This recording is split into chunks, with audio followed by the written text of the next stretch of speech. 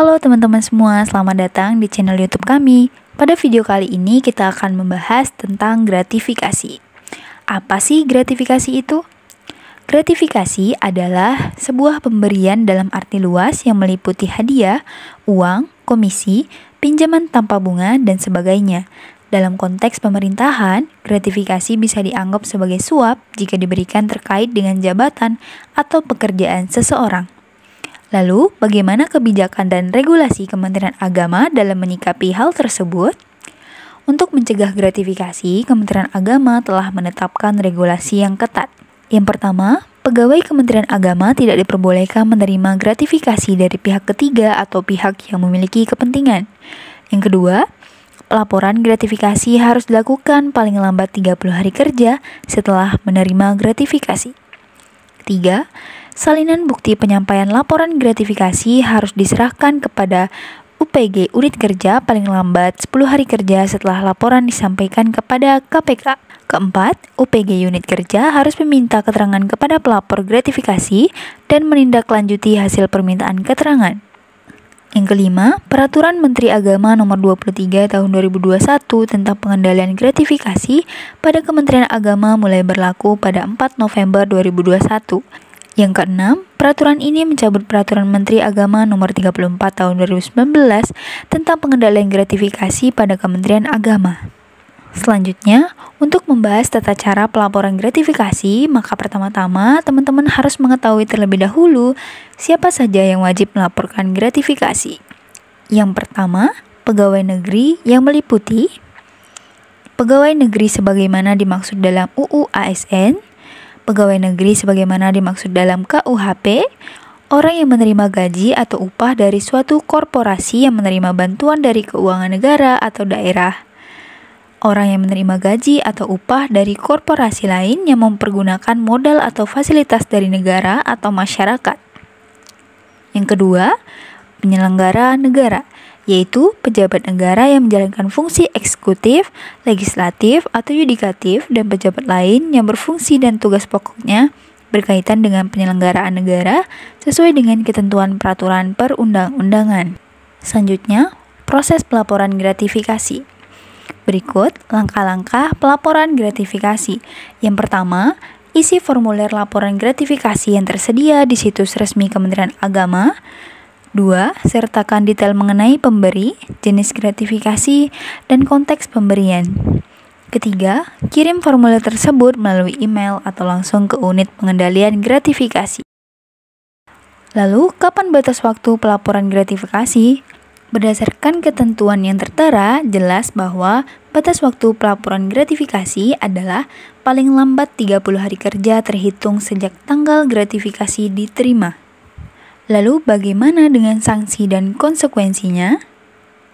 Sanksi dan konsekuensi untuk pelaku gratifikasi, yaitu yang pertama, pemberi gratifikasi tidak selalu mendapatkan sanksi kecuali memenuhi unsur tindak pidana suap.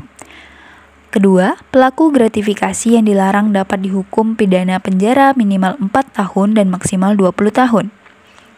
Ketiga, pelaku gratifikasi yang tidak melaporkan gratifikasi yang diterima dapat dihukum pidana penjara minimal 4 tahun dan maksimal 20 tahun atau pidana penjara seumur hidup. Keempat, pelaku gratifikasi yang tidak melaporkan gratifikasi yang diterima juga dapat dihukum pidana denda minimal 200 juta dan maksimal 1 miliar. Kelima, penerima gratifikasi yang melaporkan gratifikasi ke KPK paling lambat 30 hari kerja, maka dibebaskan dari ancaman pidana gratifikasi umum. Keenam, gratifikasi merupakan salah satu jenis tindak pidana korupsi yang diatur dalam pasal 12B dan 12C Undang-Undang Tipikor sejak tahun 2021. Lalu, apa saja dampak negatif bagi individu maupun institusi?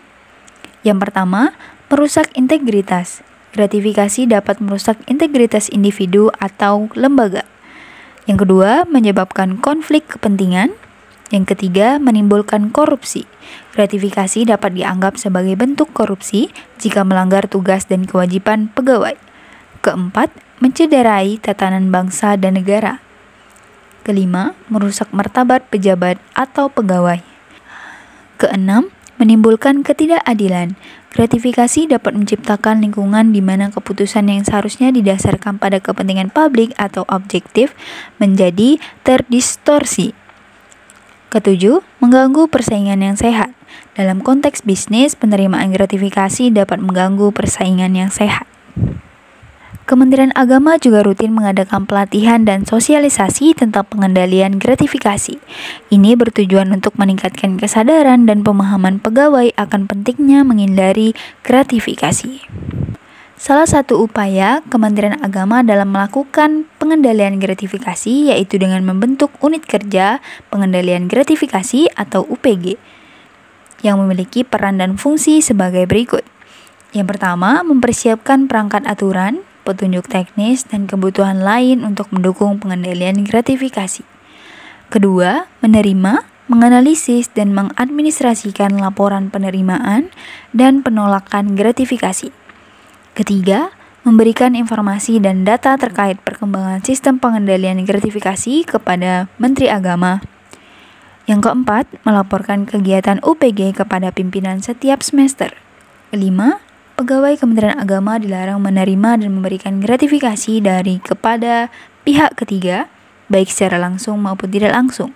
Pegawai juga wajib menolak hadiah, cenderamata, dan hiburan yang ditawarkan secara sopan dan santun. Berikut beberapa upaya yang dapat dilakukan masyarakat dalam berpartisipasi untuk pencegahan gratifikasi. Yang pertama, masyarakat dapat mencari, memperoleh, dan memberikan informasi tentang dugaan korupsi kepada penegak hukum. Selanjutnya, melaporkan korupsi. Yang keempat, masyarakat dapat melaporkan korupsi kepada KPK melalui surat, telepon, faksimile, SMS, atau KPK KWS. Yang kelima, dukungan kampanye anti korupsi. Yang keenam, masyarakat dapat mendukung penyelenggaraan kampanye anti korupsi. Yang ketujuh, menanamkan nilai-nilai anti korupsi. Yang ke-8, masyarakat juga dapat berperan dalam pencegahan korupsi dengan mengajarkan etika dan nilai-nilai integritas, mengenalkan keterbukaan dan akuntabilitas, memberikan teladan, meningkatkan kesadaran sosial. Yang terakhir, korupsi dapat merusak integritas lembaga pemerintahan, merugikan ekonomi, serta menghambat pembangunan sosial.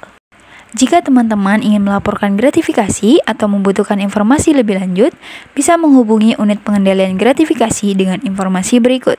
Teman-teman dapat menghubungi melalui aplikasi gratifikasi online atau GOL KPK yang tersedia di website atau mobile aplikasi untuk Android dan iOS. Yang kedua, melalui email pelaporan gratifikasi@kpk.go.id. Yang ketiga, melalui unit pengendalian gratifikasi atau UPG di instansi.